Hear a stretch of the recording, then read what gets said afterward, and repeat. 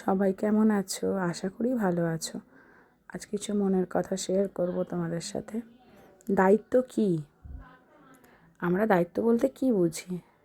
সাংসারিক জীবনের এক রকমের দায়িত্ব হয়, যাদের বিয়ে হয়নি তাদের এক রকমের দায়িত্ব হয়। দায়িত্ব এমনই জিনিস যেটা সবাইকেই বহন করতে হয়, ছোট বড় সবাইকে। একটা 2 বছরের বাচ্চাকেও কিন্তু দায়িত্ব বহন করতে হয়। তো অতএব এখানে বোঝা যায় যে দায়িত্ব পালন করে তাকেও কিন্তু একটা সময় গিয়ে সমাজ দোষের মুখে ফেলে, দোষ দেয়, আঙুল তোলে তার ওপর যে তুই কি করেছিস। কিন্তু আদেও কি এটা ভাবে সবাই যে দায়িত্বটা পালন করছে সে সবার আগে এগিয়ে এসে দায়িত্বটা নিচ্ছে, সে কতটা সাহসী? তার কথাটা কিন্তু কেউ ভাবে না।